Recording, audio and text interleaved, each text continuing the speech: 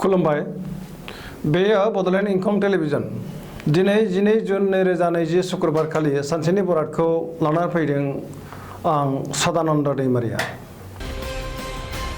सिगां फरायथायनो लादों मेष राशि दिनैनि साना जोबोर मोजां गोसोखौ जोबोर गोजोननाय मोनगोन गोसोनि बोलोआ बांगोन देहाया मोजाङै थागोन अब्लाबो जानाय लोंनायाव सांग्रां जानाया गाहाम रांखावरियाव जोबोर मोजां आया बांगोन बेफार फालांगियाव मोजां मुलाम्फा मोननो हागोन मावनो लानाय खामानिखौ गोरलैयैनो मावफुंनो हागोन नखराव अनलायनाय फैगोन समाजाव मान मोनगोन बयनिबो गोसोखौ जै खालामनो हागोन सेंग्रा सिख्लाफोरा गोसोनि साननायफोरखौ फोरमायलायनो हागोन फरायसाफ्रा फरायनायाव जोबोर गोसो दुंगोन गावनि साननायाव फोथायनाय थागोन वृष राशि दिनैनि साना जोबोर मोजां गोसोखौ जोबोर गोजोननाय मोनगोन मावनो लानाय खामानिखौ थि समावनो मावफुंनो हागोन रांखावरियाव जोबोर मोजां बेफार फालांगियावबो मोजां मुलाम्फा मोननो हागोन नखराव बिसि फिसायनि गेजेराव अनलायनाय फैगोन देहाया मोजाङै थागोन जानाय लोंनायाव सांग्रां जानाया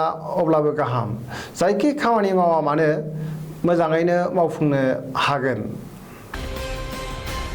मिथुन राशि दिनैनि साना मोजां आरो गाज्रिनि गेजेरजों बाबेनलांगोन गोसोखौ जोबोर गुलुं गुजुं मोनगोन सोरनिबा सायाव रागा जोंफ्रांगोन सोरजोंबा नांलाय खमलायबो जानो हागौ देहाया मोजाङै थानाय नङा जानाय लोंनायाव सांग्रां जानाया गाहाम रांखावरियाव मोजां बेफार फालांगियावबो मोजां मुलाम्फा मोननो हागोन नखराव एना एनि फैनो हागौ गोसोनि बोलोआ लोरबां जागोन बिदा फंबायजों मोजां सोमोन्दो थानाय नङा बिमा बिफानि अदेबानि बोर मोनगोन सोरजोंबा सुथुर जागोन साननायफोरा देबार नांगोन गोदान खामानिखौ दिनै जागायजेननायानो गाहाम कर्कट राशि दिनैनि साना बारा मोजां नङा गोसोखौ उसुखुथु मोनगोन मावनो लानाय खामानिखौ मावफुंनो हानाय नङा रांखावरियाव मोजांद्राय नङा होनजायो गोबां खहा जानायनि सम्भाबना दङ देहाया मोजां थानाय नङा गोबां रोखोमनि जेंना नुजाथिगोन गुबुननि हेफाजाब मोननाय नङा नखराव बिसि फिसायनि गेजेराव अनलायनाय फैगोन बिदा फंबायनि हेफाजाब मोननाय नङा समाजाव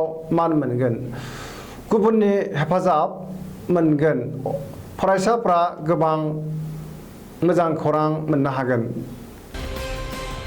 सिंह राशि दिनैनि साना बारा मोजां नङा गोसोखौ जोबोर लोरबां मोनगोन मावनो लानाय खामानिखौ मावफुंनो हानाय नङा रांखावरियाव मोजां फालांगियावबो मोजां नखराव अनलायनाय फैगोन गोसोनि बोलोआ बांगोन खामानि मावनो बानाय फैगोन गोसोनि साननायफोरा जाफुंनाय नङा समाजाव मान मोनगोन नखराव बिसि फिसायनि गेजेराव अनलायनाय फैगोन बिदा फंबायजों मोजां सोमोन्दो अदेबानि थागोन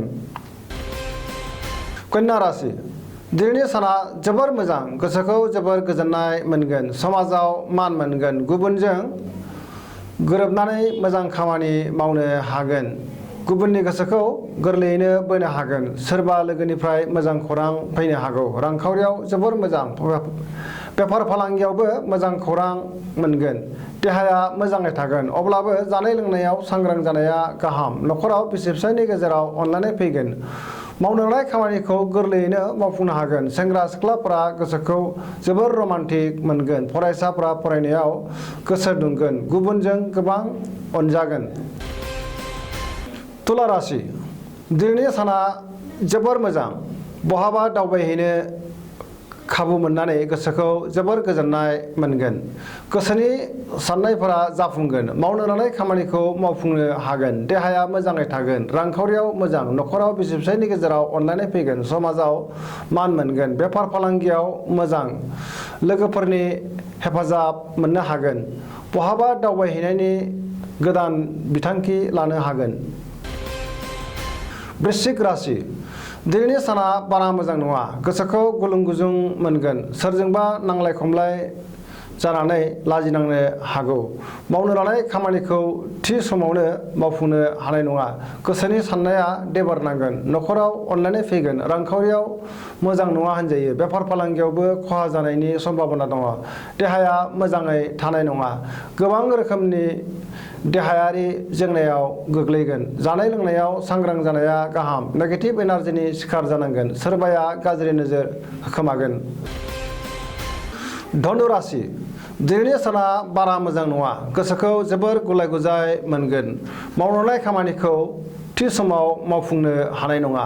गोसोनि साननायफोरा जाफुंनाय नङा।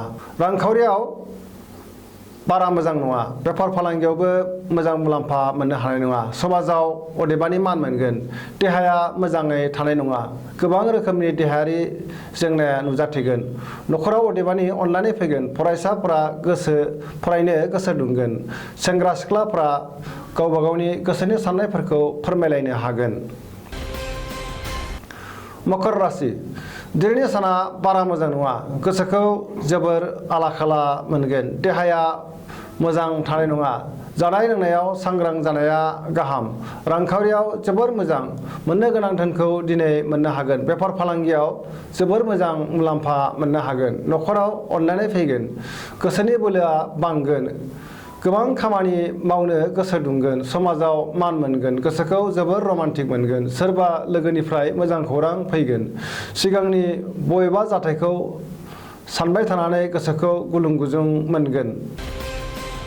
कुम्भ राशि दिनैनि साना जोबोर मोजां। गोसोखौ जोबोर गोजोननाय मोनगोन। मावनो लानाय खामानिखौ थि समावनो मावफुंनो हागोन। समाजाव मान मोनगोन। रांखावरियाव जोबोर मोजां। फालांगियाव गोबां मुलाम्फा मोननो हागोन। देहाया मोजाङै थागोन। न'खराव अनलायनाय फैगोन। सोरबा लोगोनिफ्राय मोजां खौरां मोनगोन।